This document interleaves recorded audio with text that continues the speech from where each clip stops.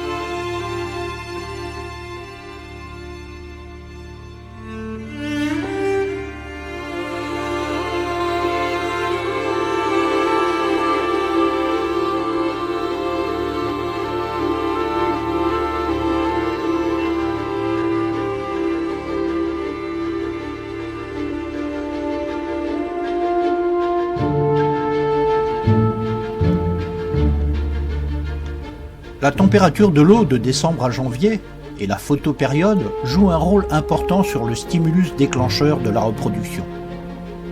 Les jours les plus courts représentent souvent la période la plus favorable.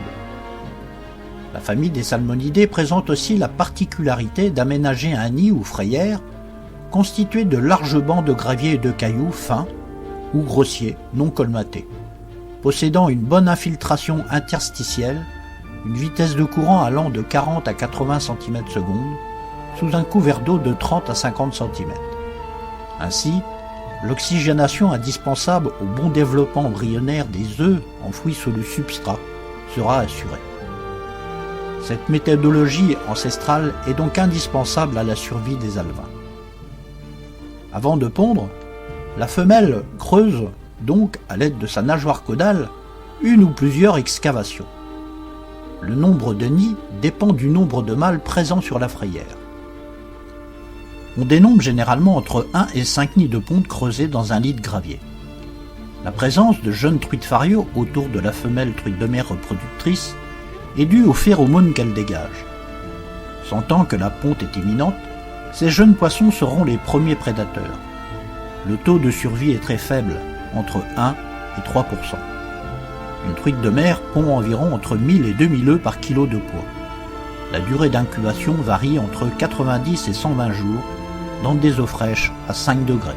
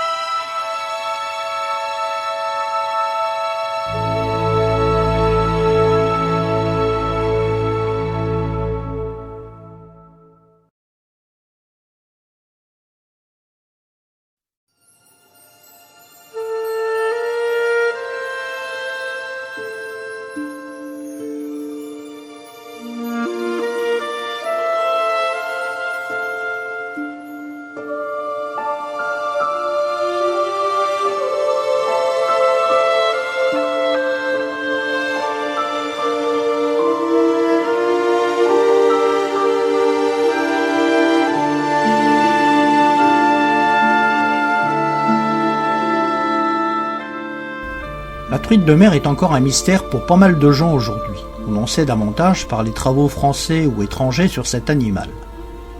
C'est donc la même espèce que la truite des rivières, mais cette espèce de truite commune européenne a la particularité d'être extrêmement souple dans ses facultés adaptatives au milieu. Et aujourd'hui, le caractère truite de mer est considéré comme une réponse adaptative de l'espèce aux truites, aux conditions dans l'environnement dans lequel elle se développe. Parmi ces conditions qui peuvent déclencher le caractère migrateur, il y a dans certaines régions, notamment des pays où les eaux sont froides et peu productives, il y a le fait que la croissance est très faible. Les poissons vont donc grossir en mer pour échapper aux conditions pauvres du milieu d'eau douce. Le déterminisme migrant de la truite de mer, suivant certaines études faites sur les juvéniles et les études génétiques faites par les Irlandais, ont montré très fortement qu'elle possède donc un caractère maternel. Ce sont donc principalement, à l'état juvénile, les femelles qui partiront en mer. Et on peut comprendre que là, l'espèce est très efficace puisque ce qui détermine le niveau d'une population de poissons, c'est d'abord le nombre d'œufs. Et le fait de faire passer en mer des jeunes truites de mer, femelles, va permettre à ces poissons, lorsqu'ils vont revenir 2 ans plus tard, de pondre 10 à 15 fois plus d'œufs que s'ils étaient restés en truite fario dans la rivière. Donc, si l'homme a l'intelligence de ménager, de préserver, de restaurer les voies migratoires vers les frayères, on peut comprendre que lorsque des truites de mer ont accès à des zones de frayères fonctionnelles, les populations peuvent très facilement atteindre des niveaux intéressants ou de retrouver des niveaux intéressants.